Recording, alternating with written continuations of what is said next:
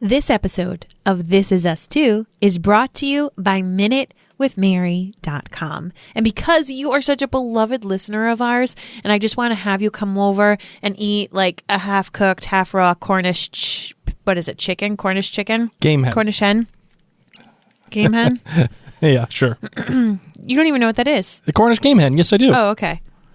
When did you eat one of those? Anyway, I would love to have you over, but I can't because you live wicked far away. Some of you live nearby. We should get together in real life. But those of you who live far away, you know what I can do is I can give you a little bit of a gift from MinuteWithMary.com. You can go to MinuteWithMary.com/discount because I'm giving all of our podcast listeners 15% off my favorite product, my 4D mascara. It's so flipping good, guys. And I want you to look fab for all your dinner time, like get-togethers. I met her when I was 15. Smashed into her in the hallway as I was walking into biology class. And I knew before her books even hit the floor. I'd just met my favorite person. That ceremony that you're talking about honored the thing that broke my favorite person in the world. I was staring at my phone because otherwise I would have started openly weeping in front of my son. And that's not what he needs from me right now. I'm sorry, man. I didn't know. Stay the hell away from my wife.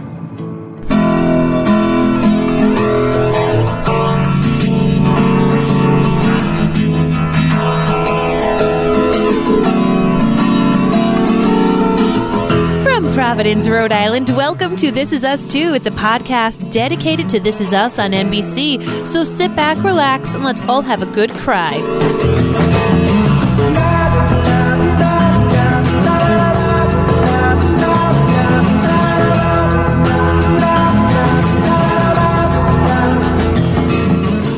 Hey.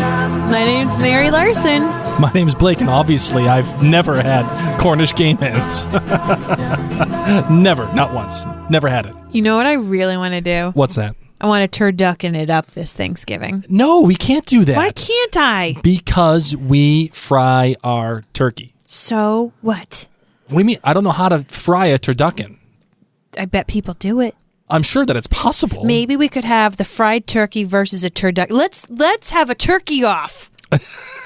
Yes. Do you guys ever get excited about getting together with family and eating, and then you remember that it is a shit show?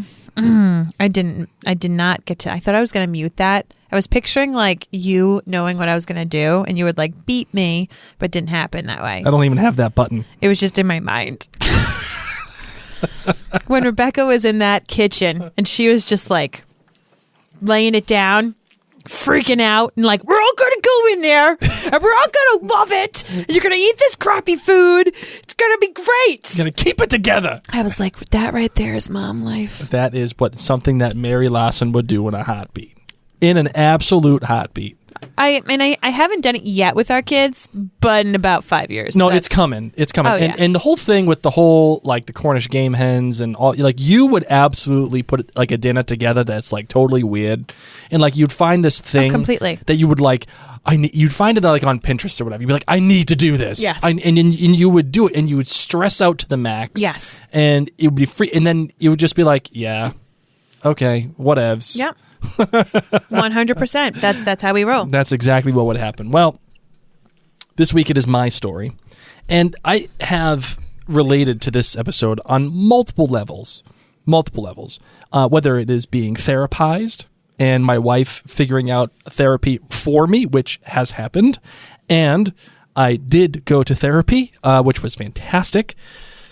That is not going to be my story today.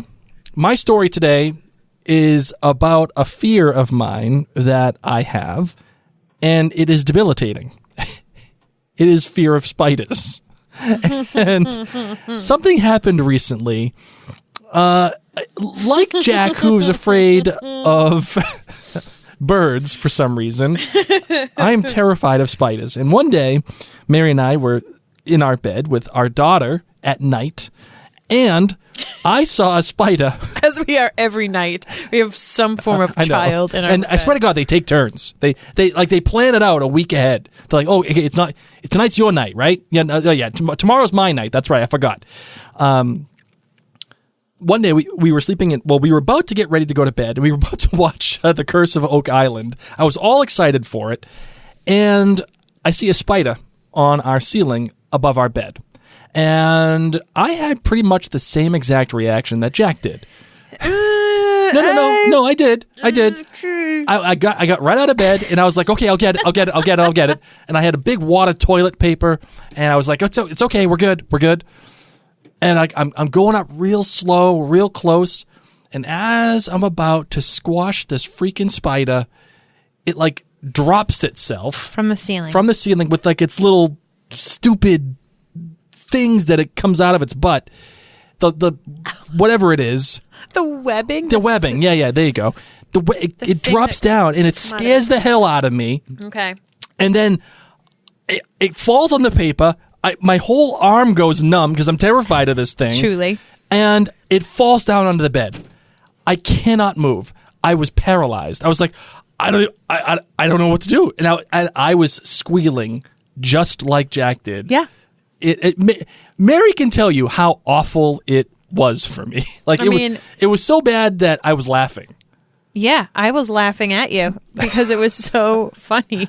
And me and my 4-year-old are just watching Daddy freak out about a spider that's no bigger than... Oh, a dime? Oh my God, not even a dime. It was like a third of a dime, if that. Like one of those more translucent ones with all the legs and stuff, it's about a dime size. Yeah, no, it definitely, sure. But the freaking out, I totally agree. When that bird scene came on, I was like, this was Blake last week, flipping out about a spider. Yeah, it absolutely happened. I refused to get into bed I yelled at Mary. I'm like, this isn't funny, Mary. Oh, yeah. This is terrifying. I'm not going to be able to sleep anymore because it's in the bed somewhere. And I was like, it's fine, Blake. There's spiders in our bed all the time that you don't even know about. Oh, my God, just thinking about it. You're fine, Blake. Come on. Oh, God, it just gave me the heebie-jeebies just thinking about it. Friggin' spiders crawling up. I was itching myself all night. The whole thing, I could just feel it. And then, of course, my daughter was like, "Ooh, Dad, I think I found it. It's right here." I was egging her on. Because this one is egging her on, and my daughter busts balls to begin with. Yeah. So she's like, "Ooh, I got it, Dad. It's right behind your pillow." I'm like, you little wench. I can't believe you just did that to your dad. You're welcome. Oh, man. So, yes, I'm terrified of spiders, and it happened, and I freaked out just like how Jack did, and it was terrific.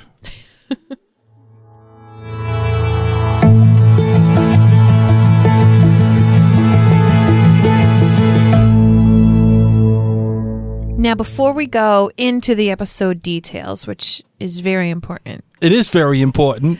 We got an email that we need to address. No, it was a message on the gram. Okay, message on the gram. On the gram, baby. The gram numbers are going up. Okay. All right, Blake. The gram numbers are going up.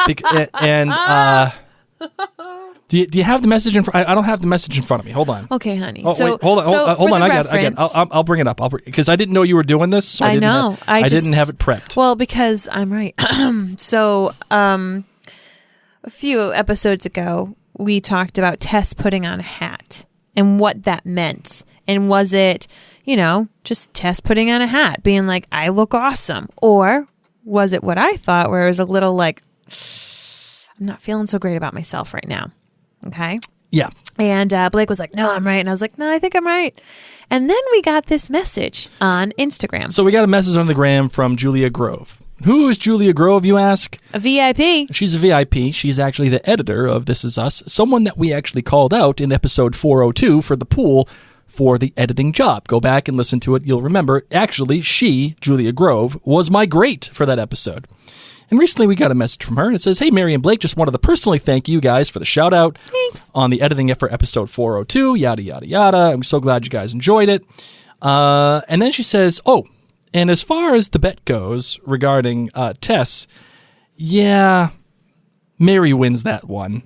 Boom. Oh, and exactly in my heart, I was... And what's so amazing is that Blake got this email and he was like, oh my gosh, not only did someone message us, because as you guys know, we tell you this, we love when you message us. We know that you're in your earbuds, keeping you company on your drive, at the gym, doing whatever. But like, we don't really know if we're there with you. It's this really interesting dichotomy that goes on as podcasters and podcast listeners. So we don't know at all who's listening.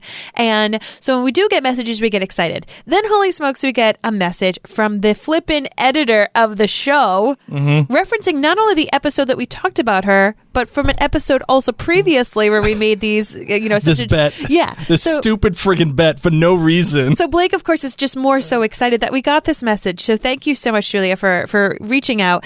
And then he's like, so yeah, the hat, we're just going to have to wait and see. And I was like, no, like he misread the part that said that I was right. And then he was like, no, she didn't say you were right. And I said, yes, she did, sweetheart. Can you please read it out loud? So can you just read it out loud one more time, Blake? So the exact wording, the exact frackin' wording to this message was, and as far as your bet goes regarding Tess, and the way that it reads is a little misleading. She says, regarding the Tess Dawn's beanie at the end of 402, well, Mary wins that one. So I think Dawn's or Duns is probably like auto-corrected. She probably means the reason why or something like that. Dawn's means you put something on, sweetheart. No, I know, but like she doesn't say the reason why she dons it or this is why she dons it. It just says Tess dons the hat beanie. Mary wins that one. So anyway, listen, the beanie, regardless, whatever it is, I was wrong, and I will play it for you. Shame. Okay, you're welcome. And thanks for listening, Julia. Yes, thank you, Julia. And if anybody else listens to this, please send a message to us on the gram for all we know, because the gram numbers are going up. I'm happy about it. Let's get them up. I don't think that our Instagram feed is alluring as I would like it to be, Blake. Well, but it's okay. Blake's working on it, guys. I'm trying. You are doing a fantastic I'm trying to get job. I'm trying to get craft stuff in there. You are not going to be an Instagram influencer anytime soon. No. You know what would be funny is if you actually mock, like if it was a Blake Larson Instagram feed, okay, like you eating ice cream, but not sexy and all monochrome. Just dripping down my face. Yeah. Anyway, continue the episode details. So let's actually get into the whole reason why we're here and podcasting about This Is Us. The title was Storybook Love, which is a reference to the song that Rebecca sings from The Princess Bride, which also happens to be Kevin and Sophie's favorite movie. One of my top 3. It was my favorite movie as a kid. Buttercups. Yeah, I know. Director was Milo Ventimiglia. Yeah, that's right. Good old Jack. Old Jack.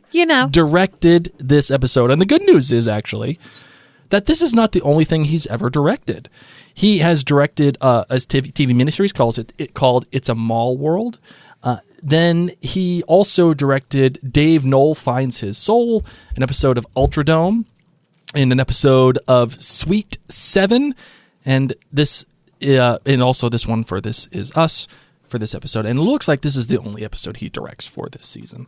The writers were Casey Johnson and David Windsor. They are new to This Is Us this season. They have been made co-executive producers of This Is Us for season 4. They have written shows like The Real O'Neills, Gallivant, Trophy Wife, Don't Trust the Bee, and Apartment 23, and also that show Greek. They're partners, so they write together. Just like Isaac Aptaker and Elizabeth Berger, who are the co-showrunners of This Is Us. Same deal, but they're just lower on the totem pole. And that is that. Marvin, what do you got for your Lemonade rating today? A 5. Really? Yeah. Oh, nice. That's the first 5 of the season, kiddo. Bring it on. Bring it on. Oh my God, I just learned so much about this episode. Yeah, it's my 5. Okay. For me, I'm so giving, happy. I think you're going to be happy for me too, because I'm giving it a 4.8. And dare I say, well, it's the horses. Yes, We finally got a horse. Giddy up, baby. We finally got a horse out of this season. I was incredibly pleased by this episode, and really because I feel like there was an energy to this episode. Yeah. There was momentum to it. And it wasn't like earth shattering. There was no big reveals. There was nothing.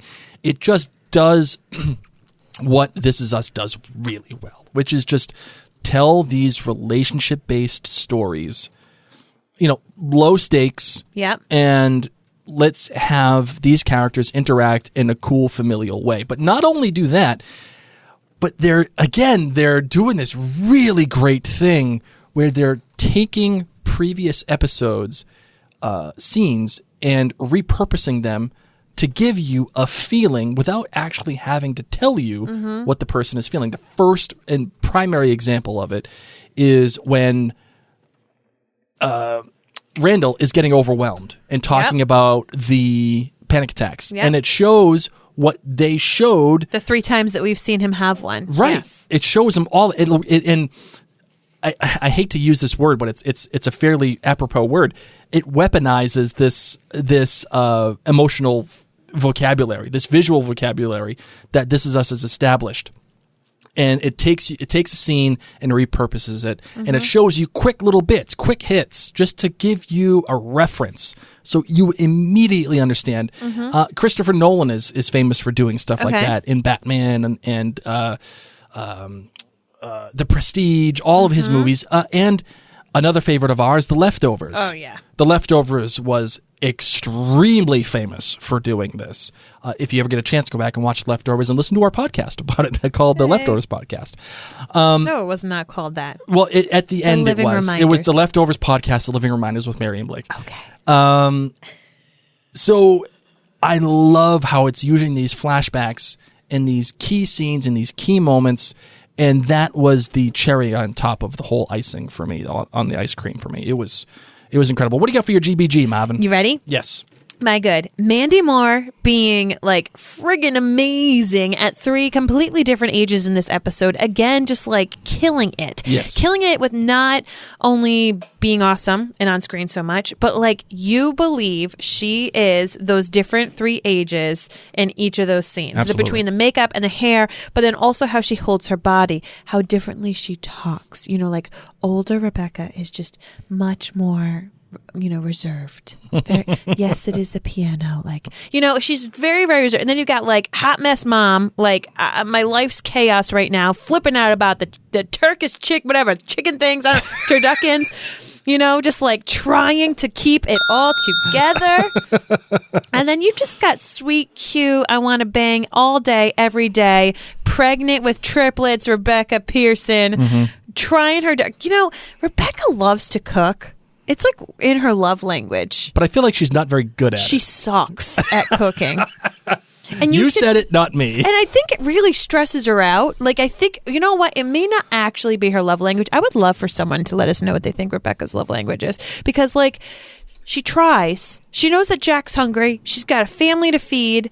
But every time we've seen Rebecca cook, it's been a disaster. I've decided that Rebecca Pearson is your spirit animal. If Rebecca Pearson and Lorelai Gilmore had a baby, it would be you. It would be me. You know what? Yes, absolutely. Yeah. Just like that. A winner. There we go. We figured it out. Yep. Figured it out, man. You are the spawn of Lorelai and Rebecca. She wants to cook. Like, do you remember that time, like, after she had the babies and she was freaking out at the grocery mart and she was just a hot mess express. and she had to walk. Oh, God. And what was the thing she had to bring for Thanksgiving? Was it the cranberry sauce? Yes, and the cranberry sauce. Oh, that was a mess. Like the lasagna all over the floor and it's burnt. Oh my gosh, this is me. This is so me, guys. Like, I love you, Mandy Moore. I think you're doing a flippin' phenomenal job owning each character with the little itty bitty things. It reminds me a lot of Tobias Menzies from Outlander. And how he had to be 2 characters at the same time and how he would change little things about how he held himself, his facial expressions. And Mandy Moore is just kicking butt. All right, my bad, Randall, not listening to his wife. Okay? I second this. She's like, hi, honey. So you know how Tess is going through some stuff? I found her a therapist. And he's like, oh my gosh, great. Because obviously she's like a little uneasy. So such a good idea, wife. And then she's like, so I got you one too. And he's like, oh, hell no. Nope. And he rolls over and cold shoulders. And it's like, buddy, this is your person who like is supposed to be your mirror and keep you in check. I tell Blake this all the time. That sometimes you need your partner in life to sit you down and say, okay, I'm going to reel you in. I'm going to give you the hard talk. I'm going to give you some honest truth. But I love you when we're on the same team. Rando's not being on the same team about this right now. Absolutely not. So he is like on the furthest team. He's not even on a team right now. Can I just say that I'm jealous, though, that when he's anxious, he runs for 10 miles? Oh, my God. What I would give to be able to do that. Oh, my. Seriously. I can't even run for 10 feet. Never mind 10 miles. Jeez Louise. I could drive 10 miles. Blake and I are like, we're anxious. Let's make cookies.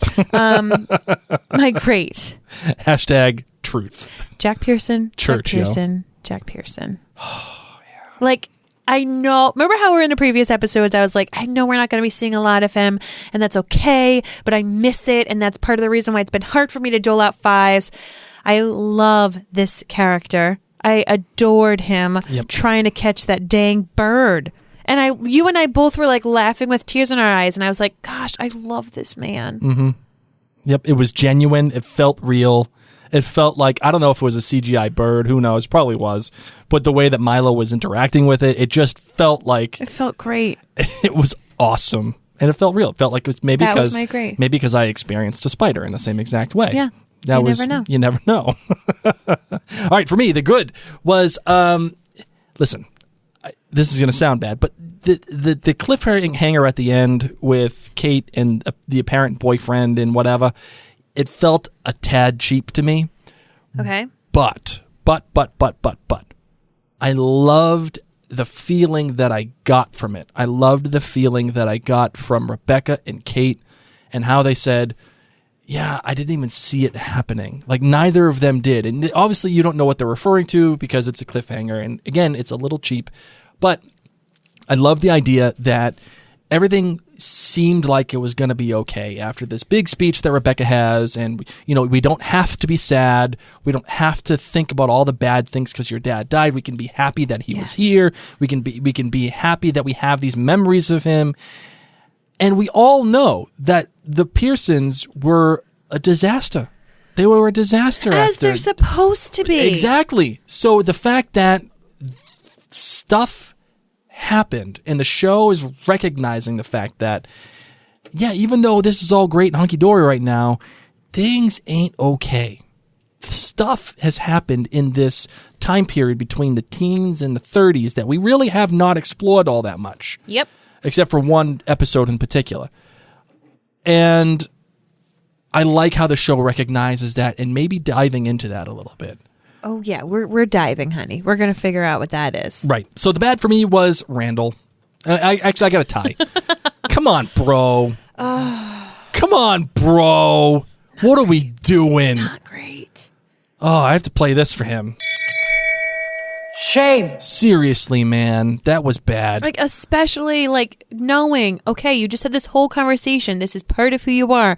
It's not even, like, just from you. Like, William had it. This is something that is in your family. Right. Don't go denying it just because, you know, Beth came up with the idea or whatever, or you think you're tough enough, because clearly you're not. And the funny thing is that usually someone who's suffering from anxiety and depression and usually doesn't know better, they'll do the same thing that Randall does, which is, yeah, I'm fine. It's okay. It's all right. I don't. But that's because you know better. Oh. For someone who doesn't know better, you would think that co-pays. Randall does know better. Right? Yeah, we've paid so many co-pays, forget about it. I'm like, something's wrong. I'm having a day. Watch out. High alert. You would think that he knows better because he's gone through the whole process. Mm-hmm. And it's not that he's like living this repressed life where he either one, can't afford therapy, or two, is old enough where therapy was bad the way that William had treated therapy. Like, he's not of that generation. He's old enough and modern enough to understand that we got issues and we got to solve them. And if your wife is telling you, hey man, we got to get this therapist for you, and she's trying to do it in the nicest way possible. Yeah. All I could think of was when Mary did that for me at one point. Yeah, it was bad for me. And I knew at that moment, if my wife is doing this for me, I gotta muscle up here and take care of this stuff. So that was my bad. But I have another one that's bad too. Oh. The show, like, retconning things here a little bit. Do tell. Where Jack is apparently terrified of birds. while it's cute, Yeah, it's never make it come cute. up. It's never come up before ever. Whatever's, man. There's not like birds flying around your house all the time. And then also, he puts hot sauce on everything. Never seen him do that. Never seen him do that before. We've seen him eat before. We've seen him eat lasagna before. We've seen Didn't him put hot sauce on that, but I remember. They didn't put hot sauce on the burger. They didn't do nothing. There was no hot sauce anywhere. And it's not like he's even asked for hot sauce at a restaurant where he was like, "Hey, you got any hot sauce?" And they're like, "Nah." Like, it's never happened before. Okay. So it's kind of retconning only because they're making it seem like it was a thing, even though it's never been a thing, and they're having to relate it to what Beth does when she's a teenager by bringing the hot sauce to the dinner. Mm-hmm. I'm not like overly bad about it, but like, come on, man. I know. The Great, though, I swear sometimes this show writes just specifically for me. Just specifically for me, because they must know that I am an absolute sucker for all things bookends. I love bookending. Bookending is the greatest thing ever It's in Julia. writing. She listens to you and she's like, guys, I'm the person that looks at all this footage the most, but you know who we need to look out for? This jabroni. Yeah, this guy in Rhode Island in his basement who's afraid of spiders. Oh, man. There's nothing like a good bookend with Kevin and the ice cream telling the story to Nikki, and it was natural, and Nikki's deadpan delivery of like, yeah, he liked ice cream. And then that was it. Like, that was it. And Nick's and Kevin's like, yeah. So I'm going to expand on that. He used to do this thing for me, yada, yada, yada. And then, of course, at the end of the episode, we learned that not only did Jack do that, but his father, who was a bastard. Be careful. There are children that listening. was said on the show. So not me. That was said on the show. His father did that for both he and Nikki. And having that memory and having that help open Nikki up to the whole thing and having Nikki share that with Kevin. Oh, man. Oh, God. It gets right to my heart. Like, that was freaking awesome. Mm-hmm. It's probably the best thing for me this entire season so far. Wow. And you know how we were talking about Jack and how we love Jack, and Jack is just the best. Yes. Part of me feels like they're making Kevin into that role now. Completely. They are. Oh, yeah. They are angling for Kevin to fill that void that we're going to get less of Jack. Yes. And they're going to make Kevin that person. I mean, I said it to you out loud while we were watching this episode. I said, I love how much time we're spending with Kevin. Say it out loud. What? You said it to me out loud. Oh. Nice. You're welcome. Wow. Well done. Well done, my friend. All right, you ready for some big three feedback? Yes. Now that we're 28 minutes into this bad boy. Jeez Louise, All right, yes. let's do it. And we said, That's 3. big 3? Big 3! Okay. Kicking things off, my friends. Eileen Marie gave this episode 4.7 lemonades. I can't get over how much I feel like This Is Us found its way back to its roots. Here, here. I'm loving this season so much more than season 3. The organization of this episode. There were actually quite a few stories going on in this episode, but I loved that they split it up into segments to help focus the stories and make everything a little more linear. By the end of it, I was pleasantly surprised by how much story they fit into the episode without feeling convoluted. A tentative bad. Randall refusing to see a therapist. I'm a super believer in therapy, and I loved that Beth tried to be proactive, but I'm worried that they're going to show us Randall having another breakdown, and it might feel like a redundant plot point. I'm making this a tentative bad since I am interested in how they might portray it differently, but for now I'm cautious of this feeling like a recycled story. Ooh. So say we all. Oh, no, don't you dare. The Great was a tie between Jack trying to catch the bird and Rebecca telling the kids to get their whiny little asses back out to dinner and enjoy her damn burnt raw food. Glenda Gingrich says the good was seeing Kevin start to develop deeper relationships and what that is bringing out in him as he is looking out for those around him. The bad, Randall refusing to acknowledge or accept help look at us, for we're his. all on I the know same we're all page. on the same page. At what point will he break again? And great, everything Nikki. I look forward to his storylines the most, and love the friendship and trust developing with him and Kevin, and loved how the ice cream story was a bridge for them for both back to Jack. And the LOL line of the night was Miguel at supper. And who were you again? Yes. I have to play it just because that's what I got to do. Y'all been sleeping on my boy Miguel. I got to say this as a quick I have aside. not been sleeping on Miguel. As a quick aside, Miguel is playing the long game. Okay, take a moment. Who said that You first? did. You did. I'm giving you full credit. As soon as he had that wine, he was like, let me tell you. And I clapped on the couch and I went, look at Miggy. Because he said, some things are like worth the wait. And you gotta let it like wait a little bit. And I'm like, and the way she was looking at him. Flipping game, Miggy. Long game. He is in on it. Oh my gosh, I can't. Okay. He is in on Rebecca. Leah Victoria said, finally back to horses. Blake, I hope you agree. I've given it 5 horses. As I watched, I found myself getting nervous the show is going to finish too quickly. Your girl Kay is back. The way this intermingled with all the different eras of the family, I loved seeing bearded Jack again, and the storytelling was a very clever way of creating a seam through each mini-story, introducing mystery but keeping familiarity. I'll try a GBG, she says. Her good was the change of the family dinner party after Rebecca loses it with everyone in the kitchen and how she reveals how tough she is actually doing to hold it together with her disappointments in Kevin's sudden marriage and the Polaroids and the clear shift to stop avoiding remembering Jack, but to have fun with the memories. When you lose a family member, it can be so hard to get to that point. The bad, a sense of foreboding for Leah from Tess's comment about not wanting to be anything like him. I initially thought there might be more to that comment, like she's angry at him for more than just this trait. And the great is the use of the meal continues to tell his stories, resolving to end it in pizza. This is a very clever, and it made me safe as a watcher to know what was coming next without actually knowing how the story would pan out. Also, I loved the subtle way that they're introducing Miguel into this family. It has to be believable for us, and I think this is a great start. Miguel's story makes him more and more likable as a nurturer of Rebecca in a different way than Jack was. And I liked this introduction of Mark. Left me wondering if this was the thing that made Kate lose control of the weight. She looked so happy at the dinner party. And then the photos found in the piano stool seemed to set an ominous tone. Bring it on next week. Absolutely. Absolutely. Those photos set an ominous tone for Kate and what is happening. And clearly both Kate and Rebecca, and dare I say, the entire family were feeling that. It's not just for Kate. It's for everybody. Rebecca says to her, I didn't see what was going on with you kids, and I wish I had, or something to that effect. And I just didn't see it. And Kate even says, too, I didn't see it either. I think it's an interesting plot point.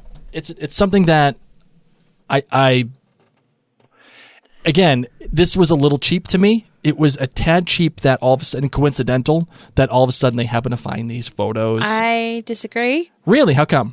First and foremost, as someone who's had a piano bench, let me tell you, the stuff you find in there takes you back. But I think that obviously this is going to be something that delves us into Kate. I'm excited about, because as sad as this is, like now that Kate's not pregnant and now that we know what's going on with Jack a little bit, I'm not ready to like deal with the Kate-Toby situation as much right now. It makes me sad. I don't know why, but Kate and Toby make me sad because I feel like they're going to break up. But I feel like this is something that is going to shine a big light on Kate. And I freaking adore the actress who is teenage Kate. Oh, Hannah Zeal. I love her. Yes. So if we can spend some more time with her, bring it on. Yeah, I love the beginning, and the part in the beginning where both she and the boyfriend are making out at the record store, and then some guy yelled out, "Hey, does anybody actually work here?" And they're both in the back. Yeah. It might be interesting to see how they compare and contrast this, what appears to be a toxic relationship eventually between the new boyfriend and young Kate, and how maybe the relationship between Toby and Kate falls apart. Yeah. It'll be an interesting compare and contrast ideal. Well, especially because they didn't necessarily make this guy seem to be too bad. I would have hated if it was like, so obvious, boyfriend's a dick, right. And then like, oh yeah, I'm surprised we didn't see the writing on the wall. Like, I liked that we got to see Kate happy. And I liked that for the most part. I mean, granted, Kevin seems to have Kevin's like a really good gauge of people. Sure. despite what everybody probably thinks, he really is a good He's gauge a of great people. barometer. Yeah. The man, he knows what's up. There was something that happens in this episode that I really liked, and which is why we played the scene at the beginning of our podcast episode, which is this notion of a favorite person. Mm-hmm. That phrase is used multiple times in this episode, particularly by Beth when she's talking about my 3 favorite people on this planet, and also Cassidy's husband, who says, that was my favorite person, and this thing broke my favorite person. Yes. And the theme in this episode, I feel like, is, a lot of people choose themes like, love or brotherhood or family, and those are not themes. That's just a subject. A theme, in my opinion, has to be something that is specific. It has to ask you a question. It has to make a statement, or even make a statement, rather. And I feel like the theme in this particular episode is your favorite things can be broken, but they're never gone. Except the lasagna. Except for the lasagna. Your favorite person, rather, let's say. Your favorite person can be broken, but they are still a person. They're still a thing. The family is broken after Jack dies. Yes. They're broken, but they're still a family. They're still able to move on. Whether or not you believe Randall and Tess are broken the way that, you may think that they are because of their anxiety, they're still a person. That is what makes them who they are. Mm-hmm. Cassidy is broken, but that's okay. She is. The war broke her, but she's still a person. And she's still viable. Yeah. And I really loved how he was like, stay away from my wife. Yeah. And it wasn't stay away from her. It was my wife. Yes. Yes, absolutely. All right, now let's just gut check here. Okay, gut check. Where do you think this story is going with Kevin and Cassidy? I think that he does help them get back together. Do you think that it's going to happen? Yes. How come? Because Kevin's a good judge of character, and he's telling me that he still loves her. So unless Cassidy really goes back to drinking, I think that this is a story that we didn't get to have with Kevin of dealing with alcoholism, and we didn't get with Kevin being an alcoholic, really working on the recovery and getting your old life back. We didn't get that. His relationship didn't work out. His relationships did not work out. And I would like to see it work out for another individual who battles the same illness. Sure. Kevin, his story so far is absolutely the most emotionally engaging story for season 4.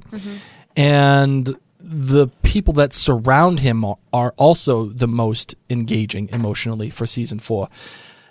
The stuff with Nikki was spectacular. Yes. Utterly spectacular. And one of the best things, again, this show has done is when Nikki is freaking out at the hockey game. And Kevin is so aloof to it. Kevin needs to watch a movie about PTSD with war vets or something. I know. Maybe he has to watch Platoon. I think he needs to watch This Is Us. Or Born on the 4th of July. Seriously, that movie. Or Rambo. Rambo is all about PTSD and all what that does to you. The first one. He's friends with Sylvester Stallone. Right. He's watched Rambo. That's right. That was Jack's favorite. He should know. Kevin! Not okay. Shame. Writers, shame. Shame on the writers. Julia, do me a favor and say this to the writers. Not great, You know Bob. what? They're brand new. That's right. They're They don't brand know. new. They don't know. They don't know about Rambo. You're welcome. Unbelievable. He would have known about Shoulda known. PTSD from vets. Should have known. Absolutely. Well, anyway, at any rate, I loved, even though that the writers are new and they clearly have no idea about Rambo or the relationship that Kevin has with his dad It's to okay, Rambo. Casey and David. It's okay. I really loved the imagery that they evoked with Nikki when he is when he's coming out of the water as he's freaking out in the hockey game, and he says, "I just gotta get out of here. Totally agree. I gotta get out." because that imagery immediately it ascribes a certain feeling that you get while watching it. Immediately. There's no explanation that's needed, nothing. You know, not only is the feeling of drowning really bad, but that you know why he is in the water.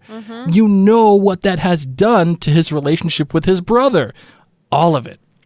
It's all right there, and it is just So good. God darn it. What? It was just so good. Aside from Rambo. Aside from the Rambo thing that we now have, that we have okay. discovered this. It's okay. Cornish game hens. Yeah.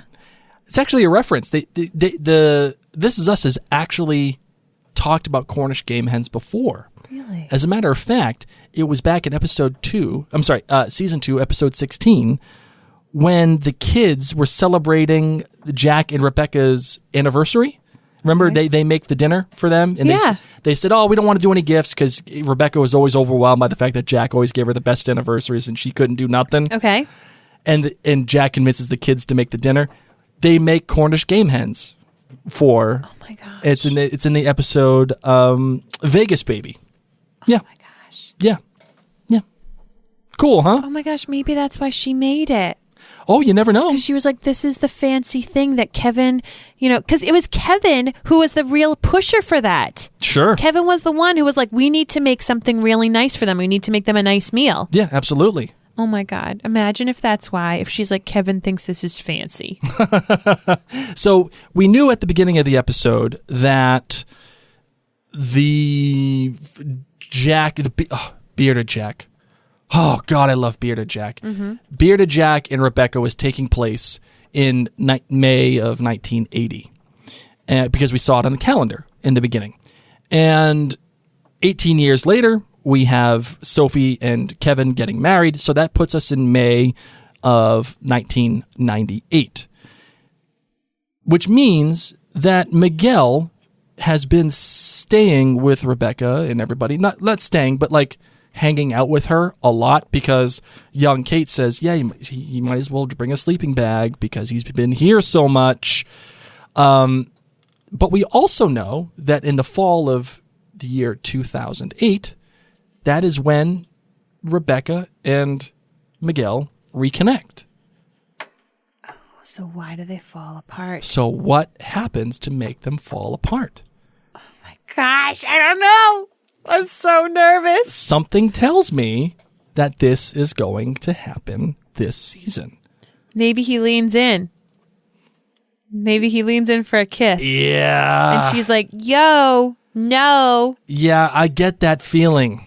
Yeah, the wine was like that feeling. Yeah, it was that first little bit in. And maybe she just thinks, it's too soon, man. Can't do it. Okay. All right. In and outs. Are you ready for in and out? Yes. Oh, hold on. We got to play our song. Hold on. Our sound. I'm ready. I'm excited. What's it gonna be, McFly? Are you in or out? All right. In or out on expensive wines. Out. I'm in on expensive wine. Oh. I kind of like it. I like buying cheap wine. Give me the Carlo Rossi. Yeah, the one on the bottom shelf. That's the $4 special. Listen, I am not picky. My girlfriend actually said to me this weekend, she's like, you're lucky that you can drink anything. Really?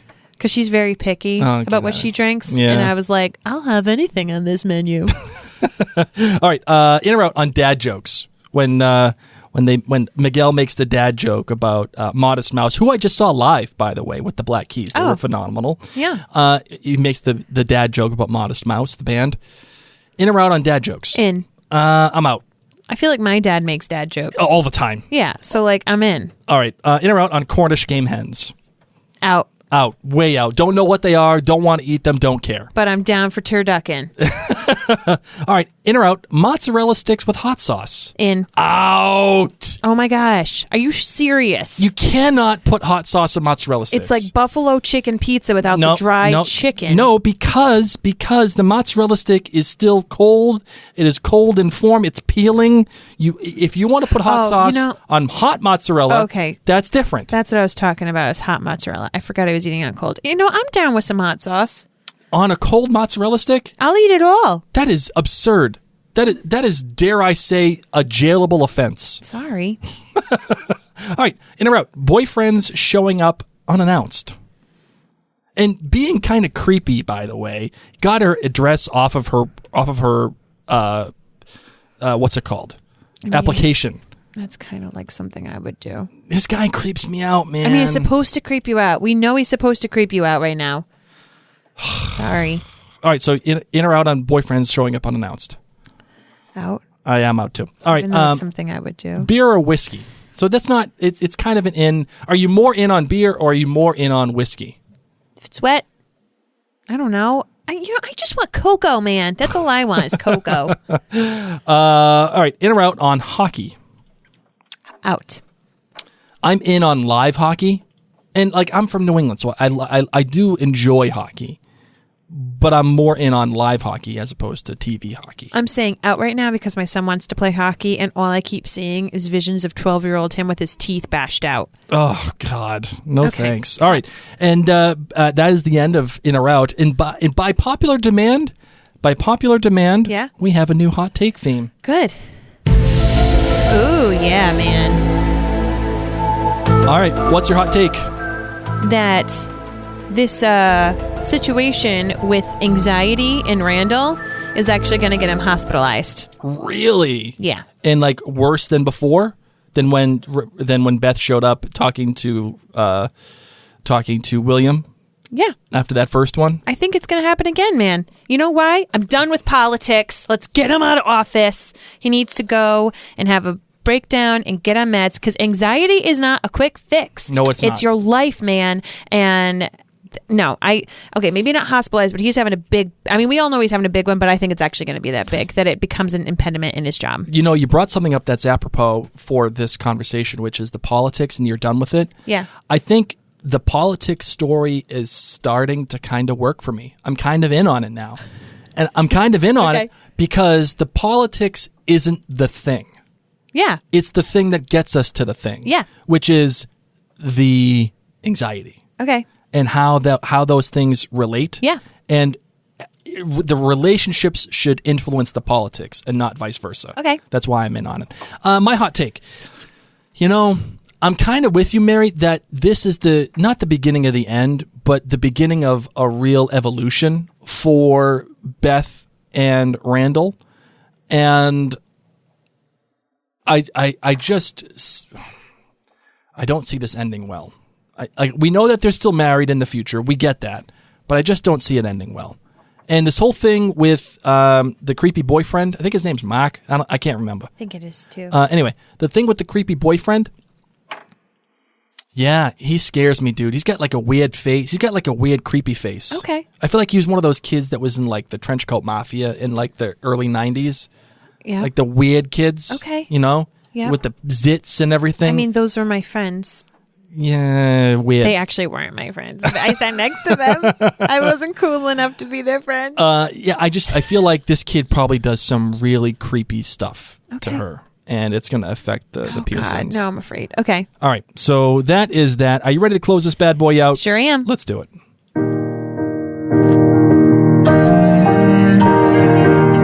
Guys, thank you so much for joining and for listening and for letting people know about this podcast. Rewind that. Yeah. Letting people know about this podcast. Well, how can you do that? You're like, girl, I haven't told a single person.